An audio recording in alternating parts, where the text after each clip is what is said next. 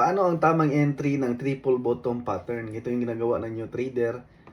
May support line sa baba, may tatlong bottom, bottom 1, 2, 3. Tapos sa taas nag-breakout sa resistance. Kadalasan nag-enter doon ang mga new trader. Mali daw yun. So ganito ang tamang gawin ng mga pro trader. Support, bottom 1, 2, 3. Tapos yung taas resistance. So hintayin mo muna mag-breakout. Hindi ka muna mag-enter. Hintayin mo mag-retest. Yan, so nag-retest dito ka mag-enter. Mas maganda kasi sa mas mababang price ka nakapag-buy. At mas mababa yung stop loss mo. Yan. So yun, profit. So try natin.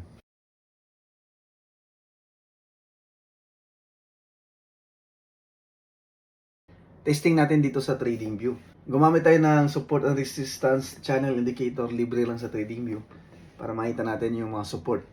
So ito, madali lang natin makita itong support na ito. Triple bottom. So ito ang bottom 1, bottom 2, bottom 3. So nag-touch sa support. So ito naman yung resistance area. So ganyan yung forma. Tingnan natin.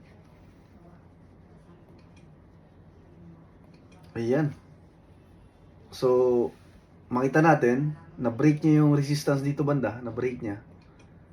Dumiretso na sa pataas. So sayang din yung trade kapag naghintay kang mag-retest muna, maghintay ka dito. Dito ka dapat mag-buy. Ayan. So hindi na siya bumalik, dumiretso na sa pataas. Ayan. So taas na talaga siya. Ito naman yung mga triple bottom na pumalpak. Ito yung support. Ayan, bottom 1, 2, bottom 3. So bumagsak na siya. Nabasag yung support. So X na yan. Ayan. So madaling maiwasan yung hindi magandang triple bottom. So ito magandang triple bottom. Bottom 1, 2, 4 bottom na nga ito eh. Ayan. Pero ang kagandahan kasi hindi pa siya nakapag-breakout dito. Diba? So kahit dito sa pangatlong bottom, hindi siya nakapag-breakout. So tingnan natin kung anong naging trade nito. Ayan. So nag-breakout dyan. So possible dito ka na mag-buy dito. Kung new trader ka, nag-buy ka dyan, tingnan natin yung resulta. Ayan, tumaas naman, nag-profit naman. So kadalasan, pangalawang sample lang natin, hindi siya nag-retest bago maghintay ka ng buy. So hindi na siya bumalik. Ayan, kadalasan dumiretso. So yung breakout dito maganda mag-buy. Ito magandang triple bottom, 2, 3. Tingnan natin. Okay. So yun, nag-breakout. Ayan. So nung nag-breakout, dito ka banda mag-buy. Ayan. So dumiretso rin siya pataas. Ayan, hindi na bumalik. So take profit ka na dyan. So hindi na siya bumalik dito.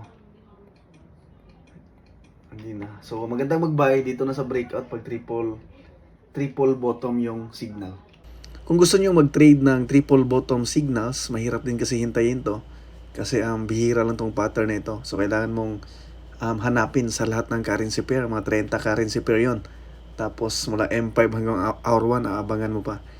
So kung gusto niyo makatanggap ng signals ng triple bottom, sali kayo dito sa Telegram channel ko. Isisend ko lang dito yung mga pictures, mga signals ng triple bottom from M5 to hour 1. Para pag may nakita tayong triple bottom, ma-notify kayo at pwede nyo i-trade. Libre lang sumali dito sa Telegram channel ko. Meron pa dito mga ibang trader na nagsisend din ng mga trades nila, mga signals.